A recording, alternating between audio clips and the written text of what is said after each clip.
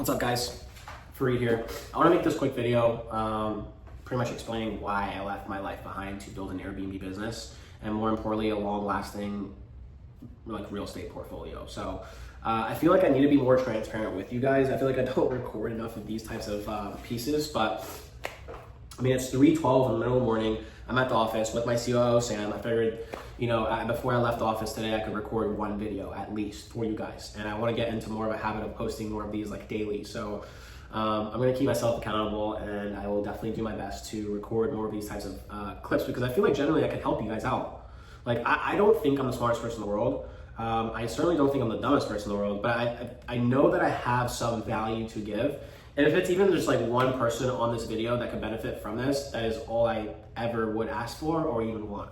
I feel like, not to bring religion into this, channel, but for any of you guys are religious, I feel like God put us on a planet to be a vessel to help other people out. And genuinely, I go to church sometimes with my Christian friend. I bring my Christian friend to mosque sometimes with me. I am a Muslim, so I just follow what God has outlined for me, and I feel like it's a very, very important thing to have, especially nowadays when faith and religion and politics and everything's mixed up and messed up. I feel like it's a really, really important thing to follow, just a faith for yourself to keep yourself on track in terms of having a moral compass. So without getting into a rant about religion and faith and all that stuff, I want to create this video because I feel like I need to be more transparent about you, about me and how I got into the Airbnb business. So for you guys who know me, and for some of you who don't know me, my name is Fareed. I built a multi-seven-figure Airbnb business through just subleasing other people's houses that I didn't even own to start off with. Okay, and I'll go into specifics on how I did that, and obviously it's legal and all that stuff. But I really just want to start off with the roots, right? Middle Eastern, I'm Persian more specifically. My parents immigrated to this country 36 years ago now. My father immigrated, he was a taxi driver when he first immigrated to the US. My mother was a school teacher and a nanny, right? So super humble beginnings, but more importantly, they were really, really hardworking, right? All I ever saw my parents do from a young early age was work. That's it. And I feel like, I grew up in a pretty wealthy zip code as well, which is pretty ironic, right? Because my parents wanted to make sure that my brothers and I were put into a good schooling system so that we would, pretty much go through the trials and tribulations of being in a good educational system, getting a degree, getting a job. And it helped out a lot. Don't get me wrong, both of my older brothers are super successful. People I look up to, mentors of mine. They're 10 years older than I am. So they're 35 and 36. I'm only 25 years old. One's an oral surgeon. He's a board certified maxillofacial oral surgeon, and the other one is a general dentist, and he owns his own dental practices. So super successful people. My parents definitely rubbed off on them, definitely helped out. They grew up in that schooling system, and it kind of rubbed off on me too. I mean, from a young early age, I was always trying to make my parents proud, and I was trying to always keep up with my brothers, right? So my parents would always instill this sense of competition inside of me, oh, Rumbo's doing this, Fabo's doing this, you should be doing this. Right? And if you're Middle Eastern watching this, even if you're not, I mean, parents can have high expectations of you sometimes. For me, it was doctor, lawyer, dentist, or engineer, right? And from a young early age, I wanted to become a doctor. I wanted to become a dentist, like my older brothers. And so I interned at hospitals. I interned at different dental practices, and I liked it for a while because it made my parents happy, right? And I was like, okay, well, as long as my parents are happy, I'm not letting them down. And because I definitely don't want to let anyone down in my family, that I feel like that was the worst thing that I could possibly do. And so they were happy, and so I was happy, right? But then I went to school, and then I went to high school and college, and then I started learning about the curriculums and just different classes and economics and science, just a bunch of biology classes.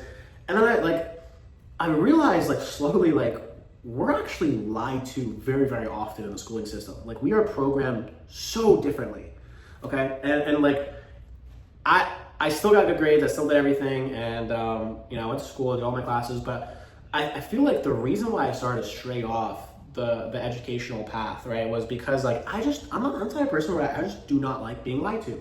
If I feel like I'm being deceived or manipulated or told what to do, these are I don't think I'm an egotistical person, but bro, I'm not gonna tell and then have someone tell me when I could take a break, when I could take lunch, when I could go to work, when I could go to class, and I have to take this exam at this time. And I just don't like that routine that's programmed into us at a young age. So I started to question things from a young early age, right? And I was in high school one day, and I remember I was sitting in my science class, and I was taking this AP exam, okay? It was a really, really big AP exam, an advanced placement exam. It's pretty much an exam that you take before you go to college that shows colleges what college classes you should be placed in or something. And the more AP credits you had, the more it looked good for colleges before you applied to colleges. And I remember I was sitting in the science class. It was like a bio 202 or something. And I took this bio exam. It was my advanced placement exam. It was the last exam of the semester before I applied to colleges. And there was like, you could get like anywhere from like a 1 to a 5. And 5 was like the best rating. And obviously 1 meant like you bombed the test. And I remember studying for this exam for such a long time. And I got the grade back. And it was like, I got like a 3.5 out of 5. Okay. Which was like a C or something. And it wasn't good enough to get me into the school that I wanted to go. At the time, I wanted to go to University of Maryland. I wanted to get approved into the university school. And I didn't, but then I later got transferred in from another school, so I ended up working out perfectly. Anyways, long story short, I was like, dude, fuck this, right? Like, I literally looked at my teacher. I was like, dude, who are you to like grade me? And it was like the stupid questions I missed too that had like multiple answers and multiple correct choices. And it was just, I looked at my teacher that semester and I was like, dude, who are you to grade me on these types of questions when you haven't had any of these accomplishments yourself? It was asking me about like super complex, robust science experiments and a bunch of shit that like was pointless. I knew it was pointless. And then that's when I like started to question things. I was like, okay, I'm sitting in high school right now. I'm learning about science from a teacher who has never created a science experiment or an invention of any kind or hasn't created anything, right? And then I looked at my English classes. I'm like, okay, well, I'm learning English from an English professor who hasn't written any books or any bestsellers or anything. I'm learning math from someone who hasn't like even created or a business from someone who hasn't even created a business, right? And it's just like, it started adding up and I was like, who am I learning from, right? If I want to make money, I want to learn from someone who already has the money. If I want to buy that car, my dream car, if I want to buy my dream watch, I want to learn from people who already have those things because it gives me a realistic blueprint and a timeline of what I need to do to achieve those things. But it's like, why do I need to listen to school and professors when I understood the programming from the start was to create more workers instead of entrepreneurs? And that is what got me out of that loophole, out of that like rabbit hole where I was like, okay, well, I don't want to go to school anymore. This is pointless. Like, why am I going to school to get a degree in something I don't care about, to get put in debt, and then get a job to then spend the rest of my life paying that debt off? Like, what is the point of this? So then I started getting into entrepreneurship. And honestly, at that point, I was so mentally checked out. I didn't even like working at hospitals. I didn't even like interning at these clinics or anything that I was doing to get more SSL volunteer hours to stack up my resume. I stopped caring about everything. Like overnight, my brain just turned off, okay? And that's just how it's always been, right? I'm always like, I'm never 1 foot in, 1 foot out type of guy. I'm always like all into something, right? So I'm all into either, getting a degree and becoming the best doctor and dentist in the world, or all into becoming an entrepreneur.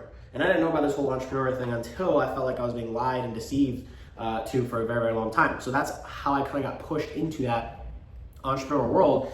Also, the fact that I just didn't want to go to school for like 8 years of my life. I mean, my brothers went to college for 4 years, and they went to dental school for another 4 years. And then my older brother, he's an oral surgeon, so he did a specialty in oral surgery for another 4 years as well. Dude, he went to school for like 12 years. That's insane, okay? And more power to him, he's crushing it. He's doing a few $100,000 of in income every single month, so he's crushing it. But like, I didn't want to do that, right? And so I got into entrepreneurship. I got into day trading, was the first thing I actually did. And that was in, actually I lied. I owned ATM businesses. I owned, I used to sell like car parts. I used to sell like designer bags, and I used to flip shoes and shit like that. But my real actual business that I made a good substantial amount of income through was day trading. And that was when I was 20 years old. So, and I kind of always knew that I wanted to get into real estate. I just didn't know how. I thought you needed money to get into real estate. I thought you needed to buy houses and invest into properties. I was always like kind of like deceived and lied to, and didn't really know what was what. So I was like, all right, you know what? Let me just go day trade. Let me go make some money. At that time, I got myself an investment banking internship at this local investment bank in Maryland where I grew up. And so I was like, this is great. I'm working directly side by side the CEO as a startup. And it was a great opportunity for me to get my feet wet and into the day trading, stock trading world. And so I got a lot of knowledge, I got a lot of expertise from it, and then 2020 came in March, the stock market crashed, COVID happened, all that stuff. And it like was the perfect opportunity for me to start investing into the stock market. Long story short, I invested a lot of money in the stock market, close to like $25,000 that I had in my bank account from saving up from my server job, saving up from being a waiter, and from all the businesses that I've made money and lost money on. Once I started, I literally turned my portfolio from $24,000 at the time all the way up to $1.7 million in the span of 6 months. This is all screenshotted, it's all documented on my Instagram. I documented the entire process, literally invested all of my money into leap contracts, oil contracts, options contracts, pharmaceuticals contracts, and I was making a shit ton of money fast. And in 6 months, I managed to almost become a multi-millionaire on paper, technically, because it was all through stocks. And then I lost it all. I lost every single penny that I made inside of the stock market, including the original $24,000 investment that I put up. I lost everything in my Roth, I lost everything in my individual brokerage account, and I went back to being broke from ground zero. Now, don't get me wrong, I was being an idiot, I was gambling, I was doing a lot of shit I shouldn't have done, and I made some really, really risky plays. But at the time, I felt like I was on top of the world. I didn't even like understand what the value of money was anymore. I literally told my parents, like, I was a sophomore in college, okay? And I told my parents I was gonna drop out. And they're like, what the fuck are you talking about? I was like, dude, mom, I'm a multimillionaire. Showed her my stock account. She like didn't believe it. She thought it was like just numbers on a screen, like it was a scam, like it was just paper trading or some shit. But yeah, I mean, my parents think everything's a scam. And I have an acronym for this as well. I think that people who think things are a scam are just still confused about money. That's what I call it, the acronym, SCAM. SCAM are people who are still confused about money. They don't know how money works, they don't know how business works, they don't know how entrepreneurship works. So I would always kind of like use that acronym with my parents, and they just hated it. And they're like, no, you don't know what you're doing, go back to school. And then they were so negative at that time about the whole trading stuff after I lost all my money, because I told them, after I showed them how much I made, they were on my ass. They were like, what are you doing with this money? Are you gonna invest it? Are you gonna save it? Are you gonna keep gambling it? They thought I was gambling, real life. And sooner rather than later, they found out that I lost it all. And ever since that day, I'll never forget it. I was sitting in my room, just fucking depressed, like so beaten down. I was so sold on the fact that day trading was gonna be my ticket out. I was gonna take all the money out, invest in the real estate. And I was like so set on that. And for anyone who's wondering why I didn't do that and why I didn't pull it out, is because I'm an idiot. I told myself that I was gonna sell when I made $500,000. And then what had happened was my portfolio jumped in increments of hundreds of thousands of dollars at once. So I went from like $24,000 to like $105,000 to like $200,000 to then $400,000. And then I told myself I would stop at 500, but then I went from 400 to like $700,000. And I was like, holy shit, okay, all right, well, you know what, Reed, just stop at $1 million, okay? And then I literally went from like 700 and something to like, I think it was like $1.2 million. And I was like, oh my God, this is disgusting. And then I told myself, okay, all right, let's just stop at 1.5, we'll cut it off, we'll sell everything, then we'll invest into real estate, we'll buy some houses. I went from $1.2 million to $1.7 million in that same week. My final thing was, okay, we'll do 2 million regardless of if I cross 2 million or not. 2 million is the number. I'm gonna hit that, I'm gonna be done, I'm gonna cash out. I already had everything planned out with my financial advisor, and I was planning on buying like 4 houses, all cashed out, all paid for $500,000 each. Like I had everything planned out. That is when I lost everything and it all went to shit, okay? So after that I was like, what am I doing, bro? I fucking lost confidence in myself. I was in debt hella because I was spending money on my credit cards like I was a multi-millionaire, even though none of it was actually liquid. So I was in a lot of credit card debt, and I was just lost all my confidence in myself. It was probably one of the lowest times in my life. I haven't been like, I'm the type of person that just doesn't believe in depression and anxiety and like all those types of things now, because like my life has changed dramatically, and I've flipped my mindset and I've reprogrammed myself in a way where like I know that we cannot be paying attention to those types of minute things like being depressed or being sad one day. But like I genuinely was so fucking depressed when all that stuff happened. So that was my sign. I knew I had to get into real estate. I knew I had to do something to better myself, better my future. I always knew real estate was going to be passive. I always knew it was going to be long term. And so I was like, you know what, dude, there's got to be a way I can get into real estate even with no money down. I'll be a fucking bitch boy. I don't care. I'll manage people's houses. I'll mow lawns. I'll be a landscaper. I don't care what it was. I am willing to learn it, and I don't care what I have to do. I will learn it. And so that's how I got into property management, right? And I did some property management before I got into day trading, and I hated it. It was terrible. But then I got into property management after as well, and I started actually doing it through wholesaling. So I would wholesale houses. I would get houses under contract and I would wholesale them to investors. I would basically find a shitty house on a shitty street or whatever, and I would lock it up under contract and sell the rights to that house legally with the homeowner's permission to investors who would then come and buy it. And I would keep like whatever that profit margin was in between as a wholesale fee.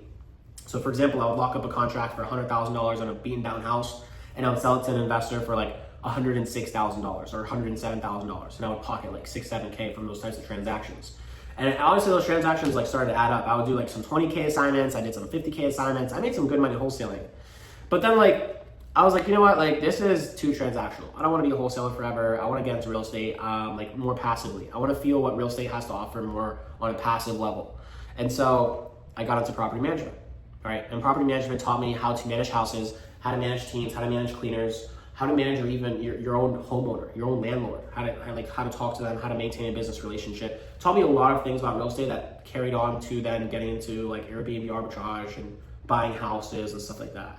So I realized from a young early age, I was like, listen, school's a scam. We're programmed, like actually a scam. Like school is actually fucking programmed to create more workers for the working class, not to create more entrepreneurs. School needs to create more workers, not thinkers, okay? Realized everyone in school, pretty much all my professors were unqualified to teach what they were teaching anyway, so then I stopped just listening to them. I mentally checked out. Got into entrepreneurship, went really, really good through my small businesses, then went really, really bad through day trading, and then I got into real estate. And then from there, it's kind of been a steady uphill ever since, right? Got into Airbnb management, managed one of my mentor's properties. I furnished one of my mentor's houses and put it on Airbnb. We did like $6,500 in revenue in the first month. His rent was $3,000. So I literally pocketed like 20% of the $6,500. So I walked away with like around $1,300 or something. That was my first paycheck. I was like, holy shit, wow, this Airbnb thing is lit. I literally just listed up the house. I didn't even do anything. I had mediocre pictures, mediocre description, and it got booked the fuck up. It was in Vienna, Virginia, near Alexandria. I was in Fairfax County. So anyways, once that happened, I was like, listen, there's gotta be a better way to do this. I don't wanna be managing houses for the rest of my life. Quickly learned about business funding, okay? Went to the banks, opened up a business credit card, signed my first Airbnb lease with a homeowner, okay? After like 200 phone calls on Zillow, I finally found one person who was willing to give their house over to me so that I could Airbnb it, okay? And when I did that, I was so excited. I was like shocked that someone actually trusted me with their house. I was like, why the fuck would this guy? The guy was an old middle-aged man. He just wanted his rent guaranteed, paid on time every single month. So then I started to understand like, okay, well, a lot of landlords also probably want that. A lot of landlords, number one, are middle-aged, own real estate because someone in their life, like their CPA told them to buy real estate like 30 years ago, and they don't even know how to manage real estate. And then they also don't want to manage their own property because they don't have time to, because they have maybe a wife, kids, family, full-time working job, whatever it is. And so that is the biggest common issue I found out. Okay, and I was like, okay, well, like, instead of being a property manager and managing other people's houses and making jack shit, like a, property management percentage, why can't I just go out, sign leases, okay, like legally binding contracts, get approval from these homeowners and sign leases from them, and then tell them that I would take their house and list it as a short-term rental. I would pay them their guaranteed rent. They love me because I literally take care of their house like it was my own. And they're completely hands off. They don't get any calls from me at 3 a.m. that their toilet's broken or that their AC's not working, because my handymans and everything would fix all those things. And so I quickly found out like that was the pitch.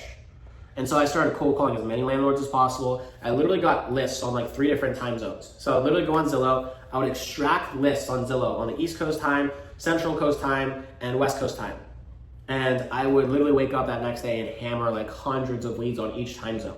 So all the Zillow houses that were listed on the East Coast time, I would cold call from 9 a.m. to 11 a.m. Right? Those are the best times to cold call. I figured out through years of cold calling. 9 to 11 a.m. in that prospective time zone, when people are going to work, you'll get the highest amount of pickup times on the phone. And so I was cold calling those people. And then once those people went to work, then I switched over to Central Time. And I would call everyone on Central Time and all those leads on that list.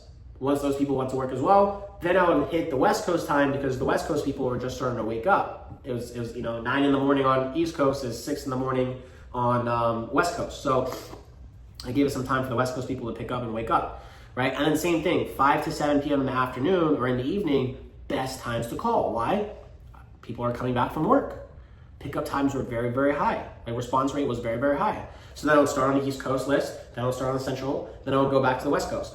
I used this strategy for maybe 3 months straight. And in those 3 months, I managed to lock up over 6 properties. I think it was like 5 or 6 single family houses that I picked up. I used business credit cards from the bank that I pulled out under my LLC to furnish all of those houses.